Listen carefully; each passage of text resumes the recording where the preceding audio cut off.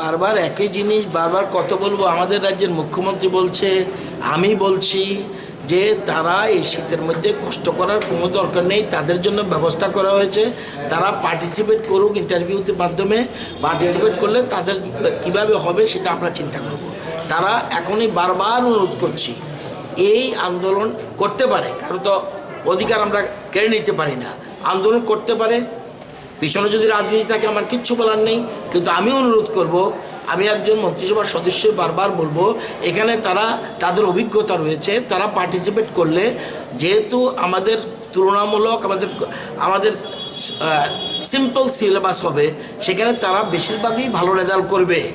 তো সুতরাং তাদেরকে অ্যাপিল করছি, পৃথিবীর এমন কোনো ব্যবস্থা নেই, ভারতবর্ষের এমন কোনো ব্যবস্থা নেই যে উইদাউট ইন্টারভিউ কাউকে চাকরি দেওয়া যায়। যেহেতু সুপ্রিম কোর্ট পরিষ্কার বলে দিয়েছে পৃথকভাবে কোনো হেল্প না করার জন্য, আলাদা কোনো ফ্যাসিলিটি না দেওয়ার জন্য, তারপরও আমরা কমন রিক্রুটমেন্ট রুলস করেছি এবং সেখানে পরিষ্কার অন্যদের সাথে তারাও ইন্টারভিউ অ্যাপিয়ার করবে। আমার বিশ্বাস তাদের বেশিরভাগ টিকবে। যদি না টিকে, এটা আমরা আজকের পরে আরেকদিন বলবো না, কিন্তু যদি না টিকে তারপরেও আমাদের মাথায় রয়েছে কি করা যায়। কিন্তু আন্দোলন করে অফার তার ওনাদের আন্দোলনস্থলে যাবে, এটা হয় কোথাও? ভারতবর্ষে কোথাও রেকর্ড আছে যে আন্দোলনের জায়গায় গিয়ে কেউ অফার বিলি করে, অ্যাপয়েন্টমেন্ট দেয়? আর যেখানে সুপ্রিম কোর্ট বলেছে ওনাদেরকে কেউ বিভ্রান্ত করছে।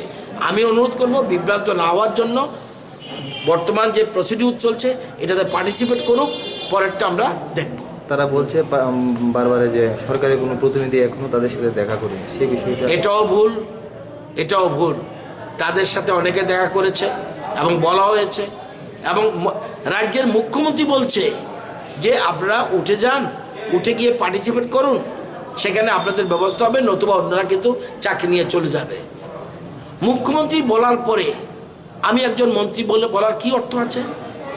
আমি তারপরে মুখ্যমন্ত্রীর সাথে সুর মিলিয়ে বলবো যে আজকের পরে আর থাকার দরকার নেই, উঠে যান। এই যে এগুলি তো রেকর্ডেড, এই যে কথাগুলি বলছি রেকর্ডেড না। ওরা যদি দেখাতে, আমরা বলছি যদি কোনো কোর্টের একটা কাগজ এনে দেখাতে পারে আমরা দিয়ে দেব। আমি তো কোর্টের, আমি যেন জেলে যেতে পারবো না তো।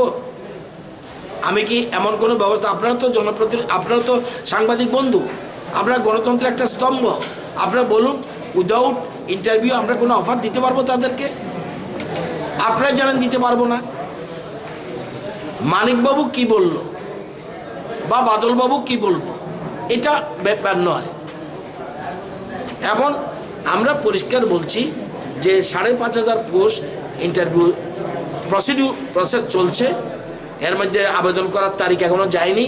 ইমিডিয়েট আবেদন করুক, আবেদন করে তৈরি হোক। এখানে আন্দোলনের জন্য আন্দোলন করতে পারবে। যখন যারা পাবে না তারা আন্দোলন করুক, যারা পাবে না তারা আন্দোলন করুক। না পাওয়ার পরেও আরেকটা প্রস্তুত আমরা রাখছি। আমাদের মানসিকতা রয়েছে, আমাদের ভীষণ ডকুমেন্টে বলেছি তাদের প্রতি আমরা সিম্পাথাইজড, এবং মানবিক দিক বিচার করে আমরা তাদের দেখব। এবং এই জন্য এই জিনিসগুলোর জন্য প্রথমে একবার প্রায় 2 বছরের মতো এক্সটেনশন লয়ে দিয়েছে সুপ্রিম কোর্ট, দ্বিতীয়বার সুপ্রিম কোর্টে গেছে বলছি যে তাদেরকে আমরা শিক্ষা দপ্তর না অন্য দপ্তরে আমরা চাকরির ব্যবস্থা করছি, তোমরা আমাদের পারমিশন দাও, উইদাউট ইন্টারভিউ তাদের চাকরি দিতে পারি। সুপ্রিম কোর্ট বলছে না, তার জন্য বিশেষ ফ্যাসিলিটি দেবে না, শুধু এইজ রিল্যাক্সেশন দিয়ে দাও। সেটাও করেছি। তারপরেও আমাদের মাথায় অন্য চিন্তা রয়েছে, পার্টিসিপেট করুক।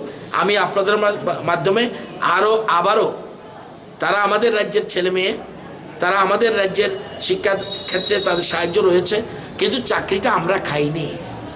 চাকরি সুপ্রিম কোর্ট আদালতের নির্দেশে গেছে। এখন আদালতের নির্দেশ না দিলে, আমি তো শিক্ষকতার জন্য এখন যে পোস্টগুলি হচ্ছে সবগুলি শিক্ষা দপ্তর ছাড়া। সুতরাং পার্টিসিপেট করুক, আপনারাও সহযোগিতা করুন। শুধুমাত্র আপনারা বাইট নিয়ে ওরা কি বললো আমি কি বললাম এটা বিতর্কে না গিয়ে তাদেরকে বুঝিয়ে বলুন উঠুন, আমরা তাদের জন্য সিম্প্যাথি আছে, আমাদের রয়েছে।